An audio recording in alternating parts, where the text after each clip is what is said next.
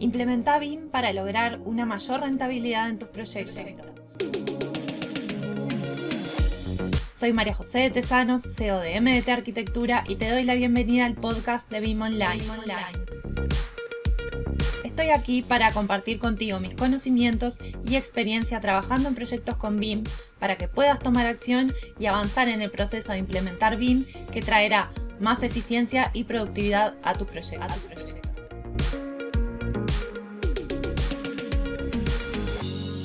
Hoy quiero hablar de un tema que ha sido muy consultado por ustedes y que todavía sigue siendo una preocupación por parte de muchos de ustedes. Y es esta transición de pasar de trabajar con CAD a pasar a trabajar con BIM, como si fuera solamente un cambio de software. Y yo creo que el mayor error es pensar que solamente se trata de salvar una barrera tecnológica, de pasar de un software a otro. Profesionales de mi generación y anteriores estamos acostumbrados a trabajar a mano alzada. A mí me tocó en los primeros años de facultad. Después ya a mitad de carrera pasé a trabajar con CAD. Y en ese sentido, esa transición de mano alzada a CAD sí representaba simplemente un cambio de sistema. Con mano alzada se trabajaba con documentos en 2D con respecto al proyecto. Información que era parcial, que implicaba desarrollar tareas de documentación como una planta, una fachada, un corte, un detalle constructivo, y que toda esta información fuera coherente, se resolviera de forma coherente. ¿Y cuántas veces como profesionales no nos pasó con toparnos con planos de planta y de fachado de corte que no tenían la misma información? Una planta que decía una cosa y una fachada, un corte que indicaba otro. Y al momento de ejecutarse, de llegar a la obra, no saber cuál de esos dos planos, cuál de esos dos recaudos era el válido. Pero cuando pasamos de pensar, de trabajar en CAD a trabajar con BIM, estamos hablando de algo mucho más profundo. Estamos hablando de un cambio de mentalidad, un cambio en la forma de pensar nuestros proyectos. No solamente porque pasamos de pensar el proyecto en documentos 2D fragmentados a pensar en un proyecto integral que se puede ver en 3 dimensiones, sino porque dejamos de resolver tareas de documentación que pueden resultar repetitivas, que pueden no otorgar valor agregado a tu proyecto, para justamente que el software sea quien resuelva esos problemas de documentación y ser nosotros como profesionales quienes pongamos el foco en lo realmente importante en el proyecto, en lo que realmente va a implicar un diferencial y aplicar valor, que es esos espacios que diseñamos, cómo los estamos diseñando, qué materiales tienen, y decisiones todavía mucho más estratégicas y mucho más profundas, vinculadas ya a un proyecto pensado como un activo, como un negocio, como una inversión, y tomar decisiones estratégicas como cuál de estas soluciones resultan más rentables, cómo podemos hacer estos proyectos todavía más eficientes, viendo, por ejemplo, opciones de distintos sistemas constructivos, soluciones de viabilidad. Pero esta transición también nos está permitiendo ver otro tipo de inconvenientes con respecto a nuestros proyectos. La tecnología nos permite desarrollar ese proyecto en menor tiempo, y digo ese proyecto porque en realidad lo que estamos resolviendo es la geometría en menor tiempo, pero deja a la vista inconvenientes, omisiones o, como te decía, problemas de inviabilidad constructiva muchas veces. Porque en ese modelo 3D tenemos de forma anticipada ese espacio que estamos creando, ese espacio que estamos diseñando. Pero ¿cómo lo estamos diseñando? ¿Es realmente viable? ¿Qué parte de ese proyecto, en ese tiempo que antes solucionábamos con documentación en 2D, ahora estamos viendo de antemano que tenemos algunas incongruencias, algunas omisiones, pero en nuestro equipo de trabajo, o nos pasa mucho con los clientes, los equipos de trabajo de nuestros clientes no tienen la capacidad de poner el foco en ese inconveniente que está teniendo el proyecto, que lo estamos pudiendo visualizar, pero que sin embargo muchas veces no se cuenta con ese tiempo de forma anticipada para poderlo resolver. Y todavía hay una gran dependencia de la documentación en 2D. Y esto es un problema porque esta información sigue siendo parcial, sobre todo en la etapa de construcción, en la etapa de ejecución. ese plano en 2D no muestra la misma información que puede mostrar ese modelo en 3D, sin duda. Por eso yo creo que el mayor error se da en poner el foco en la tecnología, en cómo salvar la barrera tecnológica y no en cómo gestionar la información. Hay una gran preocupación de los profesionales en qué software se va a utilizar, en cómo modelar un muro, una puerta, una ventana, y no en cómo gestionar la información. ¿Qué información yo estoy brindando de esos elementos en mi proyecto? Y en este sentido, hasta los acuerdos contractuales tienen que cambiar, porque actualmente resultan muy estáticos. Estamos acostumbrados a una forma de desarrollo de proyectos muy lineal. Primero diseña el arquitecto, luego intervienen los asesores, luego la empresa constructora evalúa ese proyecto y construye. Sin embargo, ahora es necesario que en el desarrollo del proyecto intervengan de forma anticipada en la etapa del desarrollo del proyecto los distintos actores involucrados, para que en definitiva ese proyecto resulte más real, más fidedigno y al momento de llegar a la obra no cuente con incongruencias, con omisiones, porque simplemente no coordinamos esa información con los distintos asesores, por ejemplo. Estamos hablando de una transición que pasa a trabajar con una única base de datos compartida por varios equipos de trabajo y varios actores de distintas empresas involucrados en un mismo proyecto, en una misma base de datos. Y esto antes era impensado.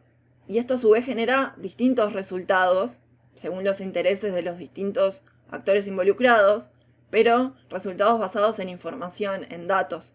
Y en este sentido la tecnología juega un papel fundamental como facilitadora para que esto pase. Es la tecnología la que nos permite realizar este intercambio.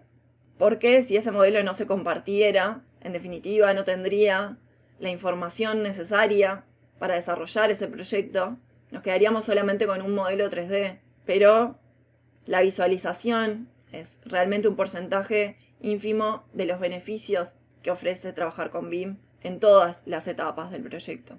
Y acá voy a hacer un episodio especialmente hablando de los miedos o las barreras o esas creencias limitantes que hay con respecto a este intercambio de información. Porque en la medida que no podamos salvar ese pensamiento, trascender ese pensamiento, por más que la tecnología nos ayude, nuestra mentalidad va a seguir siendo la misma. Y en definitiva no le vamos a poder sacar ese partido al intercambio de información para poder construir proyectos de mayor calidad, de menores riesgos, con menor cantidad de errores.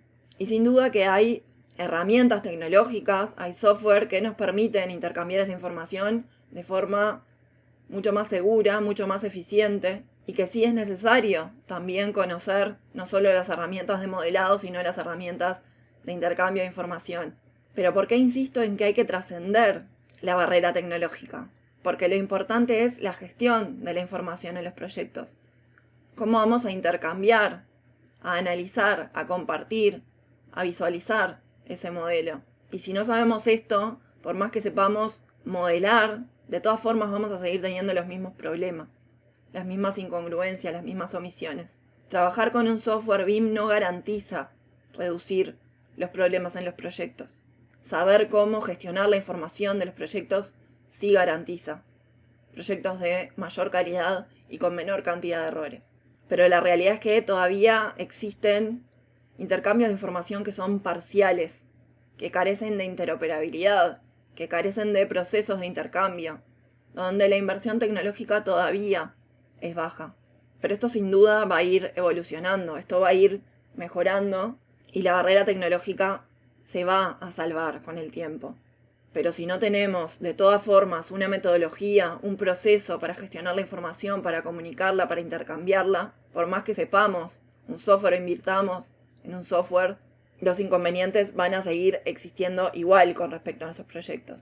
Por eso, si sos profesional y estás pensando en ingresar en una empresa para ser modelador BIM o coordinador BIM, está bien que te puedas enfocar en un determinado software, en cómo funciona. Pero siempre es necesario hacerlo con una visión estratégica, no solamente pensando en un modelo 3D que yo tengo que resolver, sino un modelo 3D que va a ser compartido, que va a ser analizado por otros actores. ¿Y esto cómo se va a hacer?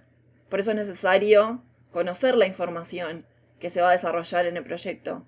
En la etapa de construcción, por ejemplo, saber información con respecto a la planificación de obra, con respecto a la planificación de los recursos, para poder volcar esa información en el modelo. Si ese profesional sabe modelado pero no sabe gestionar los recursos de una obra, no sabe planificarla, de todas formas esa información no se va a poder volcar. Por eso, pensando en los directivos de las empresas, en los tomadores de decisiones que están pensando en implementar BIM en su empresa, tienen que preocuparse porque esos profesionales sepan la información que se va a volcar a ese proyecto, no solamente ese software. Deberían preocuparse por estos procesos, estas metodologías para gestionar la información. Cómo va a ser ese intercambio y trascender solamente el cómo invertir en determinado software o cómo capacitar al personal en determinado software. Y un ejemplo muy claro que el foco está en la información y no en la tecnología o en el software, son algunas siglas, por ejemplo, que nombra la norma ISO 19650, la norma que habla de gestión de información digital y de BIM. Habla de siglas, por ejemplo, como OIR, EIR, PIM, AIM, o una sigla muy conocida o más conocida, que sería BEP, que son siglas en inglés.